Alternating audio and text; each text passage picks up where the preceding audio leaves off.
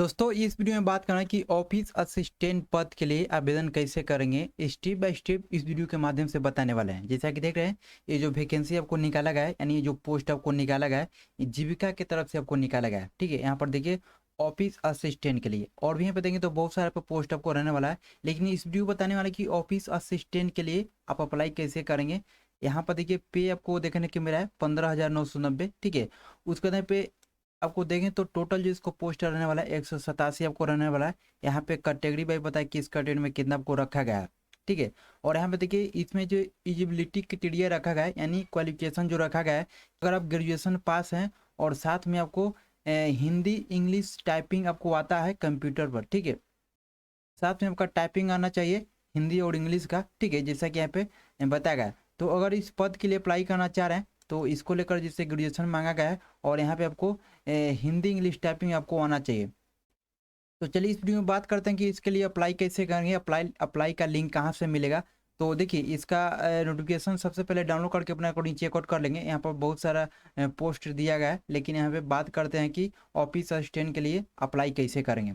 Apply करने का link है, सबसे पहले इस वेबसाइट पे जाना होगा आपको। चलेंगे टुडे जॉब सर्चर का। ठीक है, वेबसाइट किस प्रकार से आएंगे, वेबसाइट पे आने के लिए सिंपल से आप गूगल खोलेंगे। ठीक है, और गूगल में लिखेंगे today-job-searcher.com। ठीक है, today job searcher dot com. ठीक है, यहाँ पर इस प्रकार से लिखेंगे today job searcher dot com, यहाँ पे सर्च कर देंगे। ठीक है, सर्च पर जैसे क्लिक करेंगे पहला लिंक मिलेगा। ठीक है, पहला लिंक मिलेगा वेबसाइट का, इस वेबसाइट पे क्लिक कर देंगे, आपका इस प्रकार से वेबसाइट खुल जाएगा टुडे जॉब सर्चर का। और नहीं तो इसका डायरेक्ट लिंक है, वीडियो के कमेंट बॉक्स में भी देखने को मिलेगा और डिस्क्रिप्शन में भी देखने को मिलेगा, वहाँ से भी क्लिक करके वेबसाइट पे आ सकते हैं। ठीक है, यहाँ पे जैसे ही इस वेबसाइट पे चलेंगे तो यहाँ पर देखिए ऊपर में लिखेंगे, यहाँ पर देखिए लेटेस्ट जॉब वाला में आएंगे, यानी तो लेटेस्ट अपडेट वाला में आएंगे तो यहाँ पे देखने को मिलेगा जीविका को लेकर।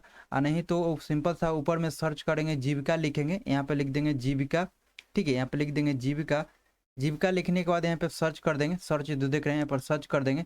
सर्च पर जैसे क्लिक करेंगे तो देखिए आपको ऊपर में ही सबसे फर्स्ट में ही देखने को मिलेगा BRLPS जीविका भर्ती 2025, 2747 पदों पर बम्पर भर्ती। इस आर्टिकल पर जैसे क्लिक करें तो आपका इस प्रकार से पेज खुलेगा, यानी आर्टिकल खुलेगा। और यहाँ पे देखिए नीचे आएंगे और इसमें सभी जानकारी दिया गया है, तो यहाँ ठीक है। और यहाँ पे नीचे आएंगे तो देखिए अप्लाई करने का लिंक भी देखने को मिल जाएगा। यहाँ पे आपको नोटिफिकेशन भी डाउनलोड करने का लिंक आपको मिल जाएगा। तो यहाँ पे अप्लाई करने वाला ऑप्शन पे क्लिक कर देंगे तो देखिए आपका इस प्रकार से पेज खुलेगा। ठीक है, अप्लाई करने को लेकर यहाँ पर देखिए इस प्रकार से पेज खुला है, यहाँ पे क्लोज कर देंगे, एग्री कर देंगे। अब यहाँ पे इस प्रकार से जैसे खुलेगा, अब यहाँ पे देखिए आपको सबसे पहले आपको रजिस्ट्रेशन आपको करना होगा। रजिस्ट्रेशन करने के लिए यहाँ पे सबसे पहले नाम डालेंगे, जो भी आपका नाम है मैट्रिकुलेशन के सर्टिफिकेट के अनुसार डालेंगे, यहाँ पे नाम डालेंगे। फिर से यहाँ पे देखिए मिडिल नेम है तो मिडिल नेम डालेंगे, और नहीं तो लास्ट नेम है तो लास्ट नेम डालेंगे। जैसे मान लीजिए आपका नाम है डेमो कुमार, फॉर एग्जाम्पल की तरफ बता रहे हैं, आप अपने अकॉर्डिंग फॉर्म को फिल आउट करेंगे, अपने अकॉर्डिंग नाम लिखेंगे। ठीक है, जैसे डेमो कुमार नाम है तो शुरू में लिख देंगे डेमो और लास्ट में लिख देंगे कुमार। ठीक है, अगर मान लीजिए मिडिल नाम है, जैसे डेमो कुमार शर्मा नाम है, ठीक है, तो यहाँ पर डेमो लिख देंगे, कुमार यहाँ पे लिख देंगे बीच में, और शर्मा लिख देंगे लास्ट में।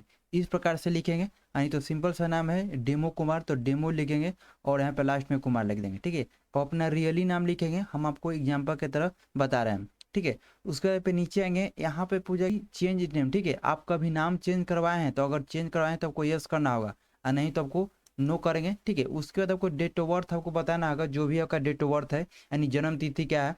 तो मैट्रिकुलेशन के सर्टिफिकेट पे अपना देख लेंगे, क्योंकि यहाँ पर देखिए सिंपल सा लिख दिया कि प्लीज इंटर योर DOB। ठीक है, आपको जो मैट्रिकुलेशन के 10th सर्टिफिकेट पे जो भी आपका डेट ऑफ बर्थ वही आपको एंट्री करना है।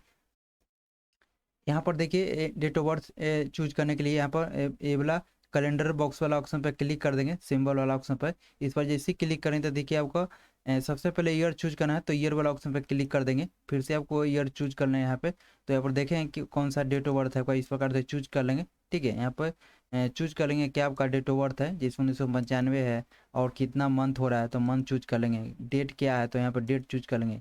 इस प्रकार से डेट ऑफ बर्थ आप चूज कर लेंगे। अब अपने अकॉर्डिंग यहाँ पर देख लेंगे आपका डेट ऑफ बर्थ क्या है, तो इसी प्रकार से चूज करना है। यहाँ पे देखिए आपको ऑटोमेटिक ईयर आपको कैलकुलेट करके बता देगा, इसके अकॉर्डिंग आपको कितना ईयर हो रहा है। यहाँ पर नीचे आएंगे, जेंडर बताना है, मेल फीमेल अपना अकॉर्डिंग बता देंगे। यहाँ पे एक मोबाइल नंबर डालेंगे, फिर से कन्फर्म मोबाइल नंबर डालेंगे। मोबाइल नंबर चालू डालिएगा, ठीक है, क्योंकि यहाँ पर OTP के माध्यम से वेरीफाई किया जाएगा। यहाँ पे ईमेल आईडी डालेंगे, फिर से कन्फर्म ईमेल आईडी डालेंगे, यहाँ पे जनरेट ओटीपी वाला ऑप्शन पर क्लिक करेंगे। तो आपका फिर से इस प्रकार से कैप्चा देखने को मिलेगा। यहाँ पे कैप्चा को फिल करेंगे, जो भी आपका कैप्चा देख रहे हैं इस प्रकार से फिल कर देंगे। यहाँ पे सबमिट वाला ऑप्शन पे क्लिक करेंगे तो देखिए ऊपर में एक मैसेज देगा, kindly use OTP received on your mobile number और ईमेल एड्रेस। ठीक है, तो जो आप मोबाइल नंबर डाले हैं, ईमेल आईडी डाले हैं, ईमेल आईडी पर मोबाइल नंबर आपको ओटीपी गया होगा। ठीक है, यहाँ पे ओके कर देगा वाला। तो चलिए यहाँ पे ओटीपी डाल लेते हैं। ओटीपी डालने के बाद यहाँ पे वैलिड ओटीपी वाला ऑप्शन पे क्लिक करेंगे। अगर ओटीपी नहीं गया तो देखिए रिसेंट का ऑप्शन दिया गया, आप रिसेंट वाला ऑप्शन पे क्लिक करके फिर से ओटीपी भेज सकते हैं। ठीक है, वैलिड वाला ऑप्शन पर जैसे ही क्लिक करें देखिए ओटीपी हैज बीन वैलिड आपको सक्सेसफुली लिखेगा। यहाँ पे ओके कर डिक्लेरेशन देना है, यहाँ पे एग्री करेंगे, यहाँ पे कैप्चा डालेंगे। ठीक है, जो भी आपका कैप्चा देख रहे हैं यहाँ पे कैप्चा डालेंगे और यहाँ पे री वेरीफाई वाला ऑप्शन पे क्लिक करेंगे। वाला ऑप्शन में जैसे ही क्लिक करेंगे तो देखिए आपको नीचे में सभी आपको जानकारी दिखाई देगा। ठीक है, यानी एक बार आपको वेरीफाई आपको करना होगा, जिससे कि नाम हो गया, डेट ऑफ बर्थ हो गया, जेंडर हो गया, फर्स्ट नेम हो गया, लास्ट नेम हो गया, मोबाइल नंबर हो गया, ईमेल आईडी हो गया। ठीक है, तो इस प्रकार से अपना अकॉर्डिंग एक बार चेक कर लेंगे और सभी जानकारी सही लगता है तो यहाँ पे टिक कर देंगे। ठीक है, यहाँ पर टिक कर देंगे। जानकारी को टिक करने के बाद यहाँ पे सबमिट वाला ऑप्शन पे क्लिक करेंगे और यहाँ पे ओके करेंगे। तो आपका देखिए यहाँ पे रजिस्ट्रेशन आपको सक्सेसफुली होता है। यहाँ पे आपको रजिस्ट्रेशन नंबर देखने के मिलता है। ठीक है, और यहाँ पे वो भी जानकारी, नाम हो गया, डेट ऑफ बर्थ हो गया, मोबाइल नंबर, ईमेल आईडी हो गया, को लेकर कि आप पोस्ट अप्लाई किस प्रकार से करेंगे। तो देखिए यहाँ पे पोस्ट सिलेक्शन का ऑप्शन देगा। ठीक है, यहाँ पे पोस्ट सिलेक्शन वाला ऑप्शन पे क्लिक कर देंगे। यहाँ पर देखिए इस साइड में आएंगे और यहाँ पर देखने को मिलेगा क्लिक है to apply for post click, तो इस पर क्लिक कर देंगे। इसका फॉर्म आपको खुलेगा। अब यहाँ पर देखिए सबसे पहले आपको पर्सनल डिटेल बताना होगा। यहाँ पे नीचे आएंगे और यहाँ पे देखिए मैरिटल स्टेटस आपको बता रहा है, मैरिड अनमैरिड अपने आपको नहीं बताएंगे। ठीक है, मैरिड है अनमैरिड है अपने आपको नहीं बताएंगे। उसके बाद आपको फादर्स नेम डालेंगे, जो भी आपका फादर्स नेम है फादर्स नेम डालेंगे, मदर्स नेम डालेंगे। उसके बाद पे नीचे आएंगे, नीचे आने के बाद देखिए पोस्ट डिटेल आपको यहाँ पे बताना होगा। देखिए पोस्ट डिटेल आपको पोस्ट कैटेगरी आपको देखने को मिलेगा ब्लॉक लेवल। तो यहाँ पे देखिए पोस्ट नेम। ठीक है, अब ब्लॉक लेवल में कौन सा पोस्ट के लिए अप्लाई करना चाहते हैं, जैसे कि ब्लॉक प्रोजेक्ट मैनेजर हो गया। यहाँ पर देखिए बहुत सारा पोस्ट आपको देखने को मिलता है, लेकिन यहाँ पे अप्लाई करेंगे ऑफिस असिस्टेंट के लिए। तो देखिए ऑफिस असिस्टेंट का ऑप्शन देखने को मिला है, तो इस पर क्लिक कर देंगे। ठीक है, यानी चूज कर लेंगे ऑफिस असिस्टेंट। उसके देखिए पोस्ट कोड आपको देखने को मिलेगा। यहाँ पे नेशनलिटी आपको इंडियन में चूज कर लेना है। यहाँ पे पूछा कि are you domicile of Bihar. ठीक है, और बिहार के निवासी हैं तो आपको यस करना होगा। ठीक है, जैसे यहाँ पे यस कीजिएगा तो आपको यहाँ पर नीचे आएंगे और यहाँ पे देखिए कैटेगरी अब बताना किस कैटेगरी के अंतर्गत आते हैं। ठीक है, हमारे बिहार के निवासी हैं तो किस कैटेगरी के अंतर्गत आते हैं, जैसे जनरल हो गया, बीसी हो गया, ईबीसी हो गया, एससी एसटी, ईडब्ल्यूएस। तो अपना को चूज कर लेंगे। अगर बिहार के निवासी नहीं है, आउटसाइड स्टेट हैं, तो आपको यहाँ पे नो करेंगे। नो पर जैसे ही क्लिक करेंगे तो देखिए अदर डोमिसाइल स्टेट आपको बताना होगा, आप किस स्टेट से आते हैं। अपना स्टेट आपको चूज करना होगा, जो भी आपको जिस स्टेट से आते हैं स्टेट चूज कर लेंगे। और यहाँ पे आपको देखें तो रिजर्व कैटेगरी आपको जाएगा, जनरल में रखा जाएगा। ठीक है, तो अपने अकॉर्डिंग देख लेंगे। तो बिहार के निवासी हैं तो यस कर देंगे और यहाँ पे यस करने के बाद आपको कैटेगरी बताना है किस कैटेगरी के अंतर्गत आते हैं। ठीक है, उसके बाद यहाँ पे कैटेगरी चूज करने के बाद यहाँ पे नीचे आएंगे और यहाँ पे आपको कैटेगरी सर्टिफिकेट डिटेल आपको बताना होगा। ठीक है, यानी कास्ट सर्टिफिकेट का डिटेल आपको बताना होगा। यहाँ पे कैटेगरी सर्टिफिकेट इशू अथॉरिटी किसके द्वारा आपको इशू किया गया है, तो आपको सर्टिफिकेट पे आपको देखने को मिल जाएगा। ठीक है, यहाँ पर उसका नाम लिख देंगे इस अथॉरिटी का। उसके बाद यहाँ पे कैटेगरी सर्टिफिकेट कब बना है, यहाँ पे डेट आपको बताना होगा। आपको सर्टिफिकेट पे डेट भी देखने को मिल जाएगा, वही डेट आपको यहाँ पे कैलेंडर के माध्यम से चूज करके बताना है। उसके बाद यहाँ पे एक कैटेगरी सर्टिफिकेट नंबर यानी सीरियल नंबर आपको बताना होगा।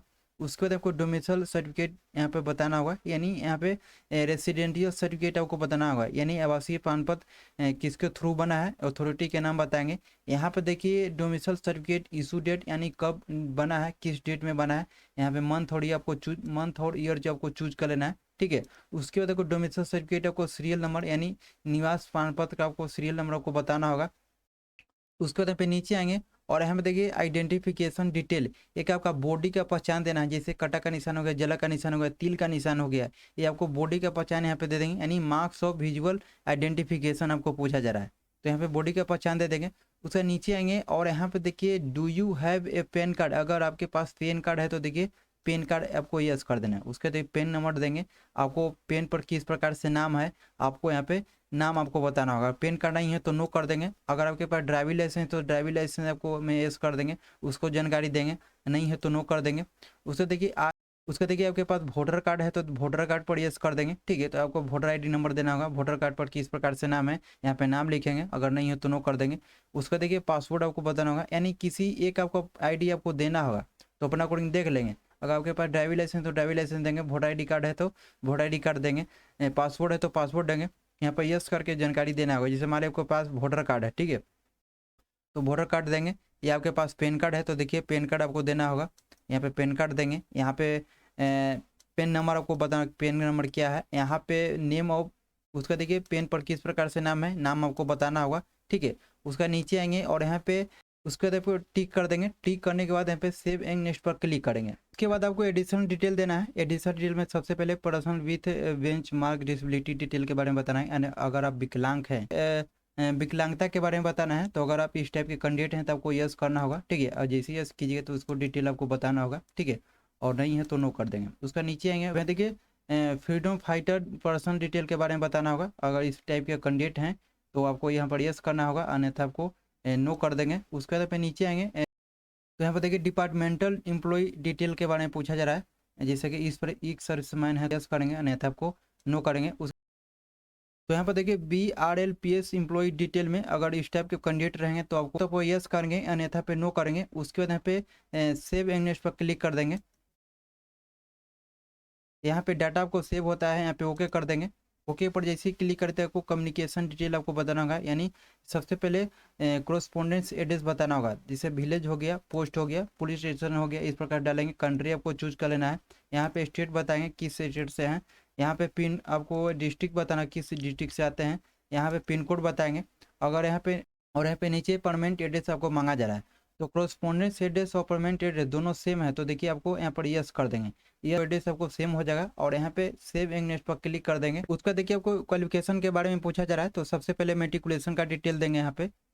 तो जो आप मैट्रिक जो पास किए हैं, किस बोर्ड से पास किए हैं, बोर्ड का नाम बताएंगे। यहाँ पे स्कूल इंस्टीट्यूट के नाम बताएंगे, कौन सा स्कूल इंस्टीट्यूट से पास किए हैं, तो यहाँ पे नाम बताएंगे। यहाँ पे परसेंटेज में है कि CGP में है, ग्रेड में है, अपना कोडिंग यहाँ पे बताएंगे। परसेंटेज में है तो परसेंटेज चूज कर लेंगे। मार्क्स बताएंगे कितना नंबर आया था, जैसे मान लें 300 आया था, ठीक है, मैट्रिक में। और कितना के अब कितना के एग्जाम हुआ था, जैसे मैक्सिमम मार्क्स तो जैसे 500 का होता था 500 लिखेंगे। तो टोटल यहाँ पे देखिए परसेंटेज आपको ऑटोमेटिक कैलकुलेट हो गया जाएगा, ठीक है। यानी ऑब्टेनेड मार्क यानी मार्क्स ऑब्टेनेड में आपको बताना है कि मैट्रिक में कितना नंबर आया था और कितना के एग्जाम हुआ था, ये आपको मैक्सिमम में लिखना है, तो ऑटोमेटिक यहाँ पे परसेंटेज निकल जाएगा। उसके देखो पासिंग आपको बताना है, अब मैट्रिक जो पास किए हैं कब पास किए हैं, तो अपना अकॉर्डिंग बताएंगे मैट्रिक कब पास किए हैं। यहाँ पे डिवीजन बताना है, second first and 60% of first आपको रहेगा, अपना अकॉर्डिंग देख लेंगे कौन सा डिवीजन से पास किए हैं। उसके नीचे आएंगे और उसी प्रकार से इंटरमीडिएट का डिटेल आपको देना होगा। बोर्ड का नाम बताएंगे, स्कूल इंस्टीट्यूट का नाम बताएंगे, सब्जेक्ट बताना है, इंटर जो किए हैं, आर्ट्स से किए हैं, साइंस से किए हैं, कॉमर्स अदर हो गया, ठीक है, तो चूज करेंगे इस प्रकार से। यहाँ पे परसेंटेज में है, CGP में ग्रेड में है, अपना अकॉर्डिंग बताएंगे। परसेंटेज में परसेंटेज चूज कर लेंगे।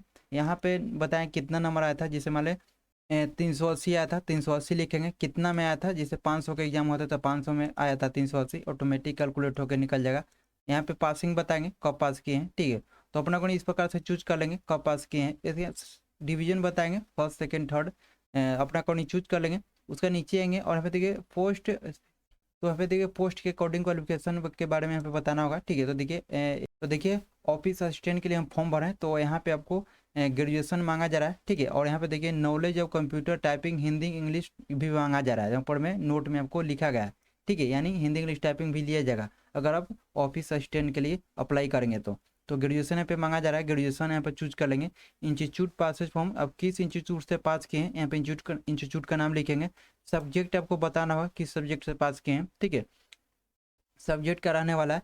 यहाँ पे मंथ बताएंगे, यानी पासिंग कब पास किए हैं ग्रेजुएशन, यहाँ पे इस प्रकार से चूज कर लेंगे, यानी ग्रेजुएशन कब पास किए हैं इस प्रकार से चूज कर लेंगे, ठीक है। उसके बाद आपको परसेंटेज में है कि CGP में ग्रेड में है, आपको बताना होगा।